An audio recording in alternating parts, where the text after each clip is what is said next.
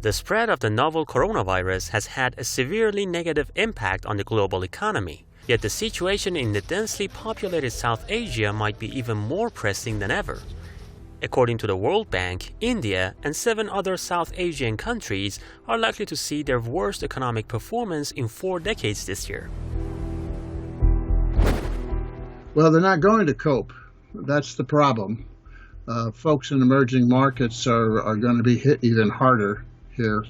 They don't have the infrastructure, medical infrastructure and other infrastructure. And once this thing really spreads to these emerging markets in Asia, Latin America, Africa, it's going to be a devastating result, I think, I'm afraid.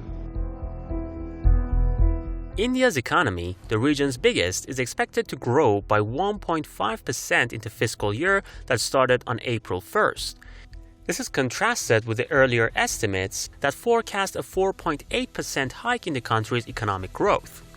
Their national financial institution expects sharp downturns in the economic growth of Sri Lanka, Nepal, Bhutan, and Bangladesh, while warning that Pakistan, Afghanistan, and Maldives are likely to fall into recession this year.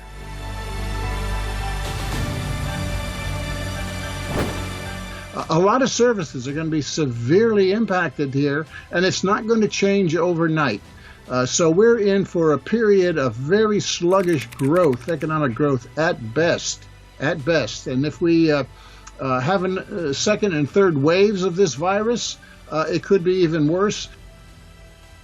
While the spread of the coronavirus has been slower in South Asia than elsewhere in the world, measures taken to contain the disease have disrupted supply chains across the region. The World Bank has warned that prolonged and broad national lockdowns are likely to exacerbate the situation, bringing about a major economic contraction to the region in the months to come.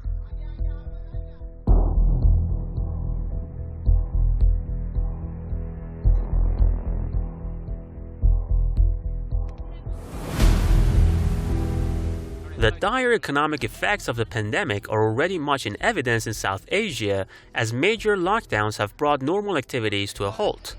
Many Western factories have also cancelled their orders, and a large number of low-income workers are left jobless. The supply chains are severed, or broken, or seriously damaged in many places around the world. They're not going to come back to where they were. And to some extent, yes, countries will move their offshore production back to their own country. A substantial decline in tourism, reduced demand for garments, and deteriorated investor and consumer sentiments have put South Asia in what the World Bank called a perfect storm of adverse effects.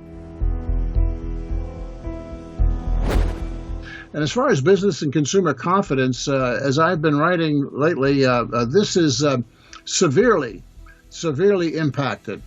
And all those economists mainstream who think that it's going to be a V-shaped recovery, a snapback, they're deluding themselves. They really are, because it's not going to happen.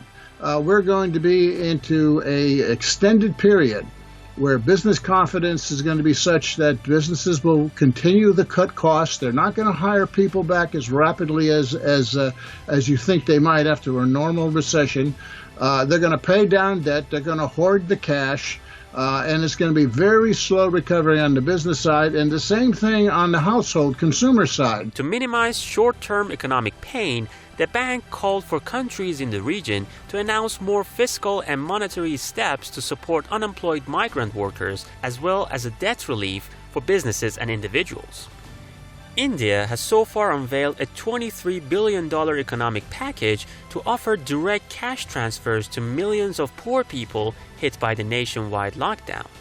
In neighboring Pakistan, the government has announced a $6 billion plan to support the economy.